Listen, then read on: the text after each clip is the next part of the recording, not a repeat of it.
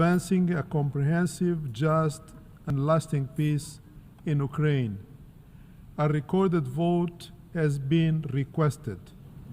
The voting has been completed.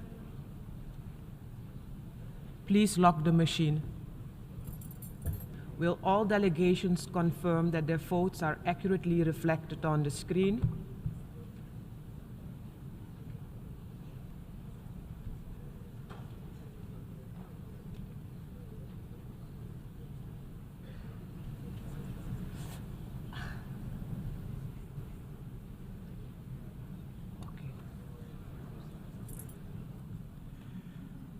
The result of the vote is as follows. In favor, 93, against 18, abstentions 65. Draft resolution A/ES11/L10 is adopted.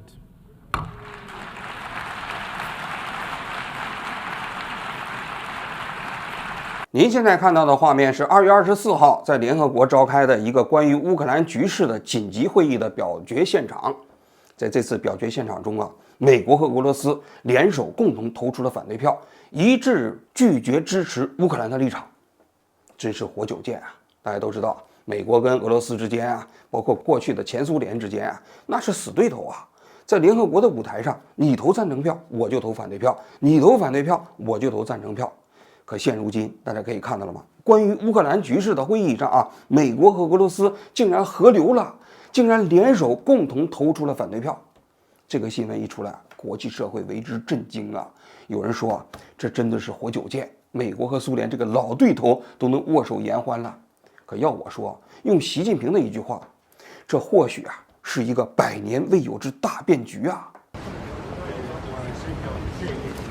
这也真是那100年变局之一部分，我们共同来推动。你保证？我同意。我们今天就来讲一讲啊，美国和俄罗斯在联合国合流的故事啊。话说今年的2月24号是俄乌战争爆发的3周年的日子啊。2年之前，在俄乌战争爆发1周年的时候，乌克兰就在联合国搞了一个决议。决议的内容呢，虽然说没有什么约束力啊，因为联合国的这个决议啊分为2类，安理会的决议啊一般来说呢是有这个约束力的，而联合国大会的决议啊分哪种？你比如说啊，你像那个加入会员，还包括一些程序性的这个决议有约束力。当年中国的2758号决议，中国恢复联合国的协议有约束力，但是一般的政治宣言类的这种决议啊没什么约束力。但是没有约束力，它有什么呢？它有道德说服力。你这个事情通过了一个决议，表明全世界更多的国家支持你，在国际上，在外交上，你就赢得主动嘛。所以乌克兰呢，虽然说在联合国大会上通过这些决议没有约束力，但它也热衷于搞。作为一个弱小的国家，总要在联合国上讨一个说法嘛。这个说法虽然没有约束力，但总要有一些道德上的这种权威感嘛。所以在2年之前，2023年的2月24号，乌克兰就在联合国这儿搞了一个决议。决议的内容无非就是这么几个方面，重申了俄罗斯对乌克兰是入侵，要重申联合国宪章中间对所有国家领土完整、主权统一的尊重，要求俄罗斯无条件退军，甚至还要求对俄罗斯的这种战争罪行要进行调查，要进行制裁等等啊。所以今年的3周年之际呢，俄乌战争的形势不是发生了一些微妙变化吗？什么微妙变化呢？就是美国和苏联最近啊开始搞勾兑。那特朗普不是给俄罗斯总统的普京2个人保电话吗？保电话的时候，特朗普又称赞普京是个了不起的人，然后呢就提出了一个美国版的方案。这个美国版的方案核心就是美国和苏联，也不是苏联啊，就是前苏联，也不是前苏联，是俄罗斯啊，他们2个来谈关于乌克兰的问题，连泽伦斯基都不通知，连乌克兰都不邀请，别说乌克兰了，连欧洲国家都不邀请。那你想想，对乌克兰来说，这是屈辱啊！所以呢，乌克兰在这种情况下，他必须寻找一个重新在国际外交舞台上赢得自己道德权威感的这么一个地方。于是他就找到了联合国。在联合国呢，他事先就串联了40多个国家。欧洲的英国、法国、什么奥地利啊，这些阿尔及利亚，然后亚洲的日本，北美的加拿大、澳大利亚等等这些国家，共同发起一个决议。美国啊，提前就知道这个消息了。美国知道这个消息之后，就给欧洲那些传统的盟友发照会。美国提前就说了啊，你们不要听乌克兰的啊！你别看2年前我支持过乌克兰，现在我不支持了，现在要往前看，不能光看过去那些事情。如果乌克兰这个决议在联合国这个大会上要继续进行的话，我们美国一定会投反对票，勿谓言之不预也。美国旗帜鲜明的就跟那个盟友说了。但是乌克兰不能说美国反对人就不搞啊，那些盟国支持乌克兰的立场还是没有变的。所以在2月24号这一天，乌克兰要求联合国召开一个紧急会议，就是针对乌克兰局势的进行表决。这个决议啊，这个全文呢我拿到了啊，内容呢倒也简单，仍然是这几条啊。第一条就重申俄罗斯对乌克兰是入侵，这是武装入侵。这最重要的一点。第二点，重申联合国宪章第2条里的规定，对所有国家的领土完整、统一，然后包括它的主权，你都要尊重。这是联合国宪章里头最重要的一点，而且要通过和平的手段去解决纷争，不能通过武力的手段解决纷争，非常重要。然后要求呢，俄罗斯必须从这个乌克兰撤军。应该说，我看了一下这个原文啊，跟2年前啊俄乌战争1周年的时候，当时那个决议案比较起来啊，这个决议案已经有些温和了。为什么呢？2年前的那个决议案里头，不光有这几条啊，更重要的还有一条啊，它是要求调查俄罗斯啊在战争期间犯的各种罪行，国际法庭要审判普京。那这个就严重了啊！这一次的这个决议案中间没有这个内容，加了个什么内容呢？加了个内容是关于朝鲜的。因为这情况不是发生变化了吗？朝鲜不是派军队直接到俄乌战争的前线替俄罗斯去卖命去了吗？所以就说了，朝鲜加入战局对这个事情毫无益处。其实说的也蛮温和的啊，但是呢，就是这么一个表决的这个决议案就进入到了2月24号的这个大会的议程。美国呢一看阻止不了了，他就提出了一个相反的议程。他说：“你们既然提，我也提一个。”所以在2月24号这一天呢，表决了2个决议，一个是乌克兰的，一个是美国的。在表决之前呢，各个国家都要先发言。那首先是乌克兰这个国家的代表发言了。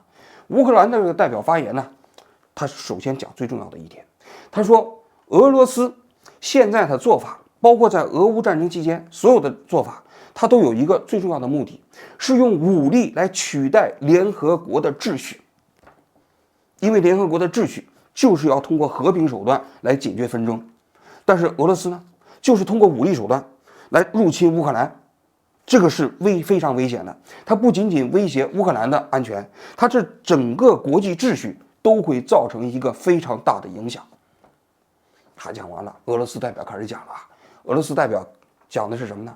他说：“大家不要被乌克兰误导啊，你们要理性投票。我告诉你们，这个事情很复杂。这个事情啊，乌克兰的那个方案是异想天开。你们现在如果要想解决俄乌战争的问题，就得要务实的进行投票。言下之意，你就得承认我俄罗斯已经占领了乌克兰的土地。”这是俄罗斯的立场啊。紧接着美国发言了，美国就说了：“往前看，往前看，过去的事情啊，2年前的事情，我们美国也支持了这个议案呢，没解决问题呀，是吧？过去不是通过了所有的这些大会的议案，谴责俄罗斯，然后要求俄罗斯撤军，俄罗斯不执行，我们有什么办法呢？所以现在我们要提出一个往前看的方案，要试图真正的通过谈判来解决。和平是安理会最重要的这么一个功能，所以联合国是到时候该承担起和平的这样的一个功能了。这是最重要的3个代表啊。紧接着中国代表开始发言啊。自2022年2月危机全面升级伊始，中国国家主席习近平就提出各国主权和领土完整应得到尊重，联合国宪章宗旨和原则应得到遵守，各方合理安全关切应得到重视。一切致力于和平的努力应得到支持。这是中方在乌克兰中国代表在国际社会上一般来说叫弃权大王，主要涉及到国际上那个纷争，中国主要就是投弃权票啊，叫和稀泥呀，是吧？然后中国就说了，他说现在俄乌战争经过3年的时间啊，他说已经出现了通过谈判来结束战争的曙光，大家都不停地在呼吁通过谈判来解决这种战争。我们对所有努力通过和平谈判来解决俄乌战争的纷争问题都表示欢迎。又是和稀泥，对不对？尊重乌克兰的主权，但是呼吁各方冷静，通过谈判来解决，这是中国一贯的和稀泥的立场嘛，对吧？大概就是这些啊。那其他的国家，像英国、法国，这个都义愤填膺啊。那法国就说了，他说和平，什么是和平？那么这种和平是不是不能以向侵略者妥协为前提条件？如果向侵略者妥协，那这种和平是联合国宪章的和平吗？还是被强加的和平？加拿大也问了相同的问题啊。那英国也说了，他说和平固然重要，但是不能让入侵者、侵略者获益呀。那么这个过程中间，最后就表决了乌克兰的这么一个方案。最后表决的结果呢，93票赞成，18票反对，65票弃权。在这个18票反对中间呢，美国和俄罗斯就共同投下了反对票。中国呢是代表着65个国家投下了弃权票，而乌克兰也包括欧洲那个大多数国家啊，投下了赞成票。因为美国和俄罗斯共同投下了反对票，所以引起了国际媒体的广泛关注。这里头啊，除了美国和俄罗斯投下了反对票以外啊，你可以看一下还有一些其他的国家。欧洲中间的匈牙利也投下了反对票。匈牙利这几年呢，跟这个俄罗斯的关系很密切。那前些年，欧盟就提出来说，这个天然气的问题让跟俄罗斯少买，尽量不买。匈牙利就反对，他说通过这种谴责不解决问题，还是跟俄罗斯谈吧。这匈牙利现在的立场非常亲俄啊。这以色列呢，过去啊基本上是投弃权票，这次呢投下了反对票。我估计啊，以色列啊是觉得美国这次投下了反对票之后啊，他呢投反对票更安全。以色列嘛，美国的小弟嘛，大家都理解啊。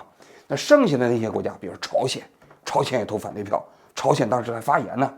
By nature, the comprehensive strategic partnership between the DPRK and the Russian Federation is intended to promote and defend fundamental interests of both countries and peoples. More importantly, it serves as an engine for accelerating the building of a multipolar world free of domination, subjugation, hegemony, and high-handedness. As of today, by all accounts, NATO, the mastermind of the Ukrainian crisis, and the US, Japan, ROK triangular military alliance of aggressive nature, which is being transformed into an Asian version of NATO, DPRK will put no restriction on safeguarding and exercising the inherent legitimate right of a sovereign state and will continue to make major efforts to preserve regional and global peace and security. The dogs bark, but the caravan moves on. I thank you, Mr. President. 朝鲜的发言特别有意思啊。朝鲜的发言一般来说，第一谴责美帝国主义，第二谴责这个南朝鲜，也就是大韩民国。他说你这个大韩民国，你如果跟在美国后面做狗腿子，你就是自取灭亡。他就讲了俄乌战争到底怎么来的。俄乌战争就是你美国西方国家在这个地方给乌克兰搞了2000亿美金的武器，结果呢，导致了这个问题的发生。坚决支持俄罗斯维护自己领土主权完整的主张。那小丑确实是搞脱口秀的啊，对吧？那么这18个里头，除了这些人呢，就是俄罗斯的一些小弟啊。俄罗斯的小弟里头包括什么伊朗啊、白俄罗斯啊等等啊，就这些人投了反对票。而赞成票里头基本都是欧洲这些传统的美国的盟国。但是大家可以比较一下，变化还是挺大的。因为4年前啊，俄乌战争1周年的时候，那个决议啊是141票赞成，这次赞成票只有93票。那次呢反对票只有7票，这次呢反对票呢有18票。那次的弃权票只有32票，这次的弃权票有65票。所以啊，乌克兰虽然说通过了一个对自己相对比较有利的这个决议，但你可以看到了吗？由于美国的反水，支持乌克兰的人在变少，支持他的国家在变少。其实对乌克兰来讲，这是一个挺危险的信号，也挺无奈的信号吧。这是一方面啊。然后表决完乌克兰的这个决议之后呢，美国的决议不就端出来了吗？美国说，那我不也提一个决议吗？美国的决议啊非常简单，乌克兰的决议洋洋洒洒10页了嘛。美国的决议就3句话：第一，悼念整个俄罗斯联邦乌克兰冲突期间的悲惨生命损失；第二，重申联合国宪章所述的联合国的主要宗旨是维护国际和平与安全以及和平解决争端；第三，呼吁迅速结束冲突，并进一步督促乌克兰和俄罗斯联邦之间实现持久和平。美国的这个决议啊，特别值得解读。大家可以看到了吗？首先，第一点，他说整个俄罗斯联邦和乌克兰冲突期间的悲惨生命损失，没有提俄罗斯入侵乌克兰，他用了一个非常中性的词，这个中性的词就是俄罗斯联邦乌克兰冲突。这个词啊，这过去几年所有的西方国家都不怎么使用，大家都认为俄罗斯入侵乌克兰这一点没什么可讨论的。2年前的那个决议里头明确的说俄罗斯就是入侵乌克兰，但这次美国的立场变了，他由一个明确支持认为俄罗斯入侵乌克兰，退到了一个俄罗斯和乌克兰冲突这样的一个中性词，而这个词跟中国的立场是一致的。中国过去也不愿意选择说俄罗斯入侵乌克兰，就说是俄罗斯联邦跟乌克兰冲突，所以美国的立场走到了习近平这一边啊，这是第一点。第二点，没有讲联合国宪章里头反对用武力解决冲突。他第二点里头强调的是什么呢？联合国的主要宗旨是维护国际和平与安全。没错，联合国的宪章里头的确主要宗旨是维护国际和平安全。但是联合国宪章里头还强调了不能通过武力来解决国际冲突啊，他不提了。他只强调的是联合国你应该维护和平，应该和平解决争端，就通过谈判来解决。但是这个问题，这个争端的起因是俄罗斯入侵乌克兰，通过武力的方式，他不讲了，这是明确违反联合国宪章的，他不说了。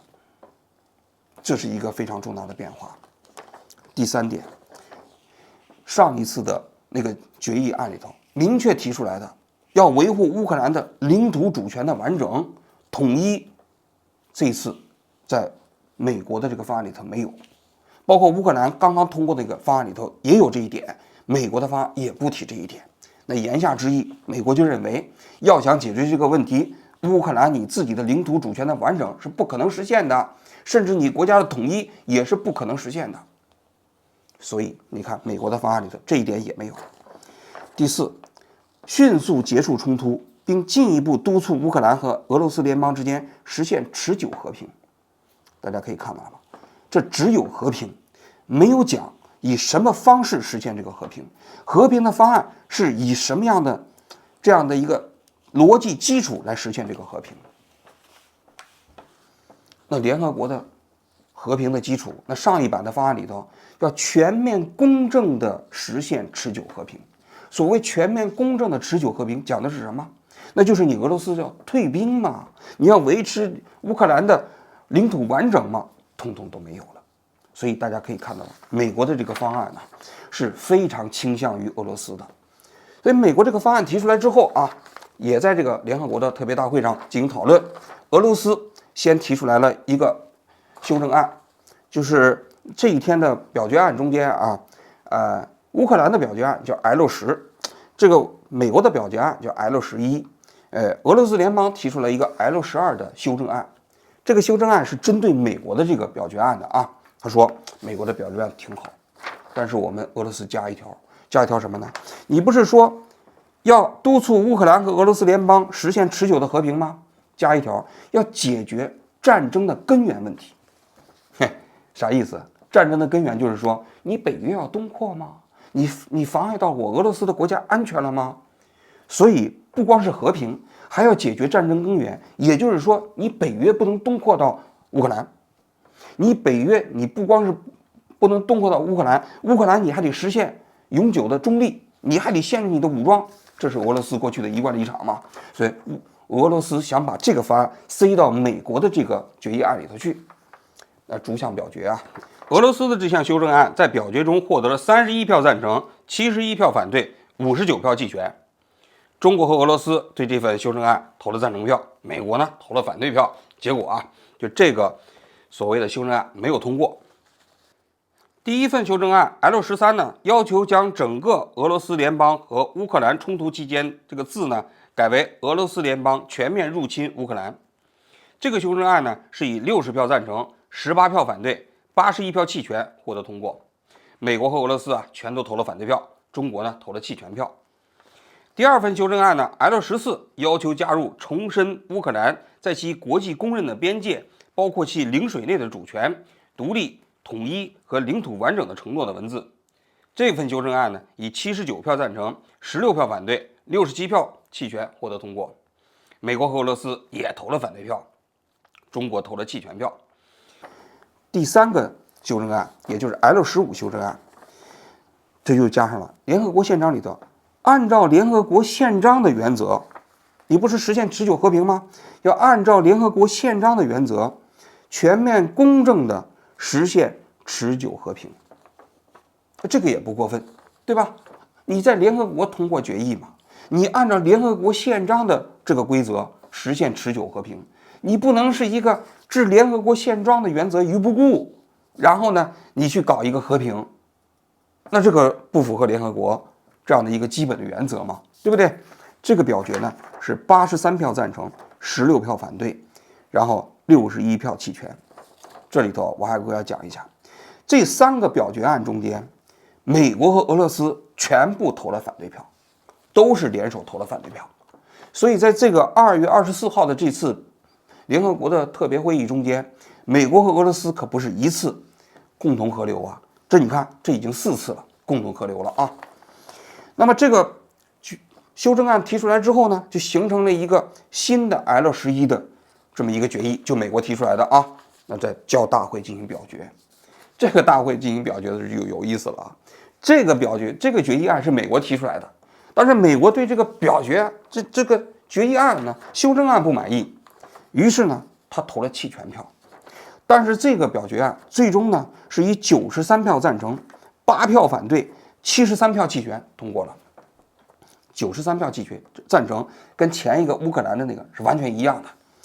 8票反对，那个是18票反对吗？那这反对票里头变少了，这8票里头就全变成了俄罗斯的小哥们儿，什么朝鲜呐、俄罗斯啊、白俄罗斯啊那几个小哥们儿啊。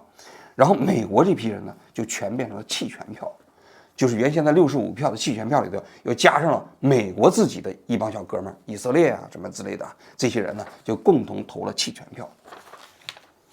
这就是2月24号这一天啊，联合国特别大会的表决现场。那么这个联合国大会啊，开完之后呢，下午3点的时候，联合国安理会就乌克兰的问题呢，又开了一个会议。这个会议呢，应该说比联合国大会重要，因为大家都知道，俄乌战争爆发从开始到现在3年了，安理会没有通过一个关于俄乌战争的这个决议。联合国大会它没有约束力嘛，你通过完了之后呢，大家都是表决一下，嗨一下就过去了。但是安理会的决议就不一样了，这安理会的决议就有约束力，就必须执行。所以这个安理会的闭门会议就讨论俄乌战争的局势的这个问题，就显得分外重要了。在安理会这个会议中间，美国又把他的那个 L11的那个方案原本的给拿出来了。拿出来之后说，联合国大会咱甭听他们的，那帮人也没有什么约束力，搞那嗨能解决问题吗？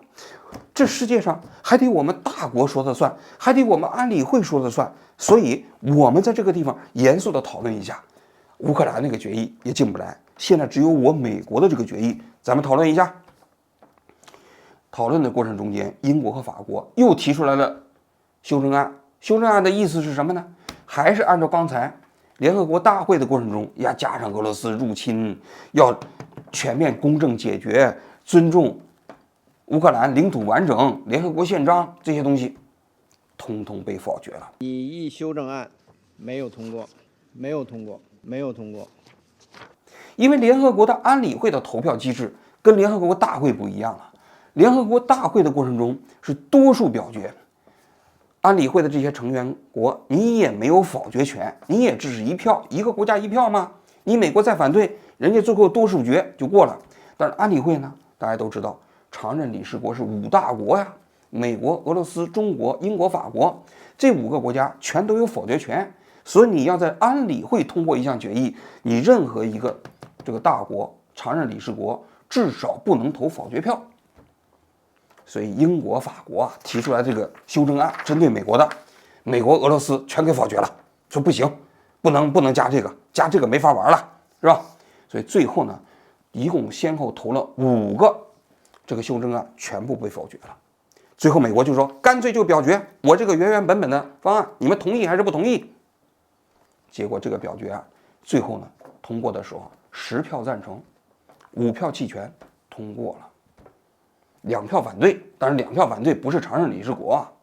在这个10个赞成票中间，我这里要给大家讲了，美国、俄罗斯，包括中国，全都投了赞成票。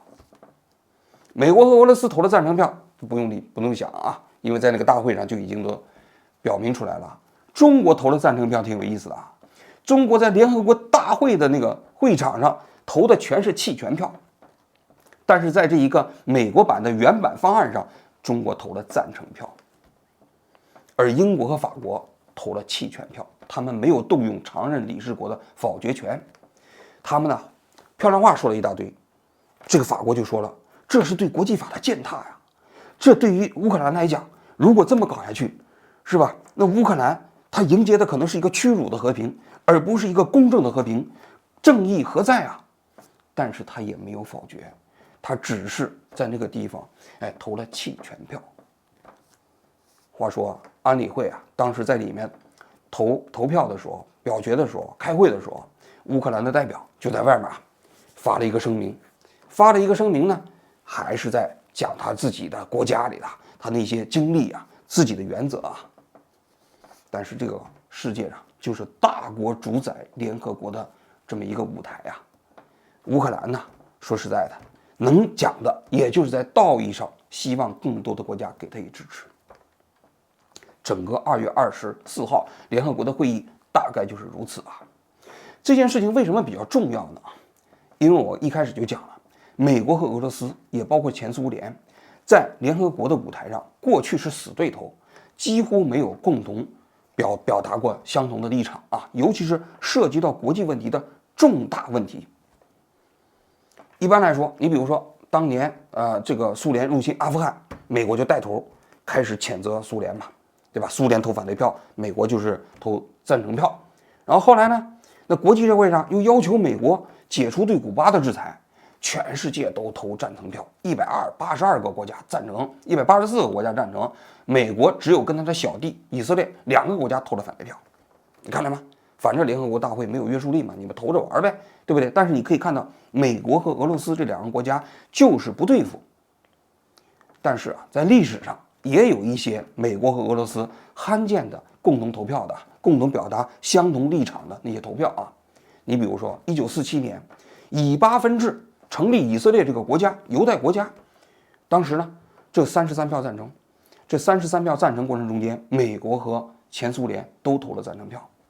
投赞成票，他们的动机可能不一样。美国可能是出于人道主义，因为2战时期犹太人呢受到了德国人的迫害，是吧？纳粹德国的迫害，他觉得以色列复国有这样的理由。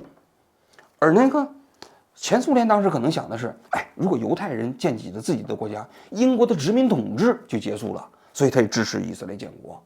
所以你看到了不多的啊，就是美国和苏联共同支持犹太复国。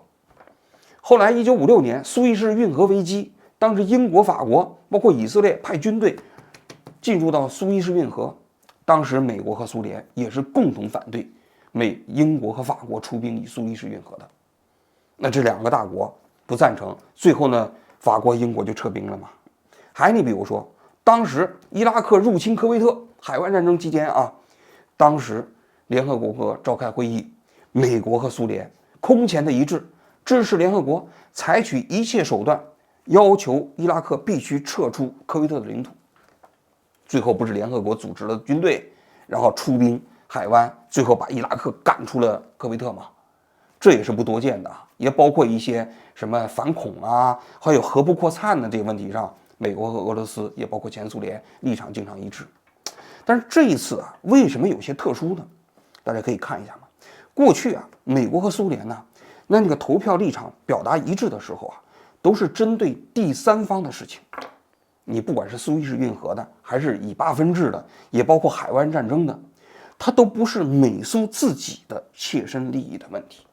但这一次不同啊，这一次是俄罗斯自己入侵乌克兰呐，涉及到俄罗斯自身利益的问题上，美国竟然跟俄罗斯完全站在了同一立场上，这个在联合国过去的历史上没有出现过，是第一次。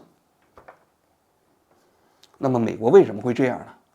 那大家可能过去的几天听我节目，可能也有点端倪啊。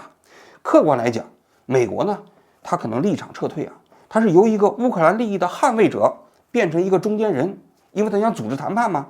你组织谈判的过程中，你就不能谴责俄罗斯是入侵者嘛？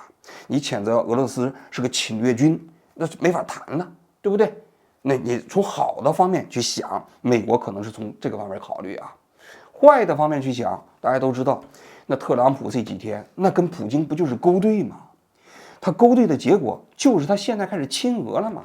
他认为乌克兰的利益没有那么重要了嘛？是可以牺牲的嘛？只要换来和平就行了。我美国只要不再继续援助乌克兰，不要再管欧洲的事儿，只要能赢得和平，对于美国今天来说，这是最高利益。所以他不惜跟俄罗斯勾兑，不惜跟俄罗斯私下的去进行各种各样的谈判，甩开乌克兰。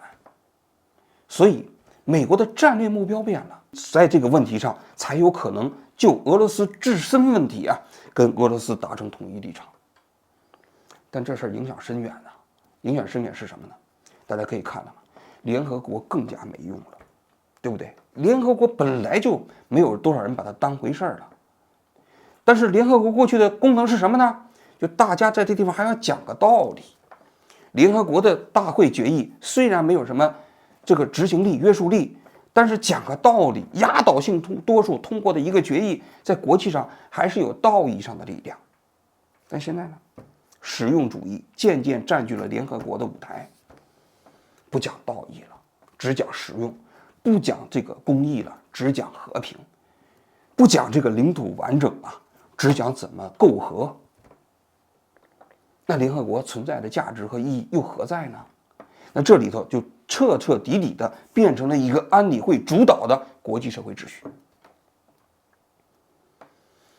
所以啊，在我看来啊，就这件事情的发生啊，对乌克兰来说，真的是可能是一个非常无奈的选择。虽然说他通过了一个支持自己的决议，但这个决议跟安理会通过的这个决议相比，安理会的决议有约束力，他通过的那个决议没有约束力。即便是他通过的那个没有约束力的决议，跟2年前相比，也减少了50个国家对他的支持。而美国主导的一个赤裸裸的实用主义的这样的一个方案，在安理会获得了中美俄3个国家的共同支持。法国和德国也是作壁上观，并没有阻止。所以啊，一个实用主义主导的国际社会啊，就要重新回归了。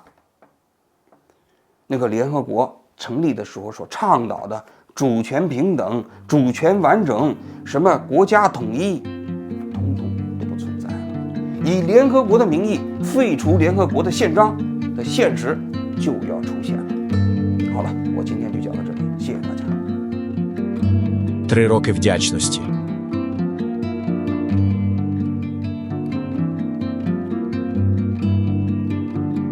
Три роки підтримки. 3 роки єдності.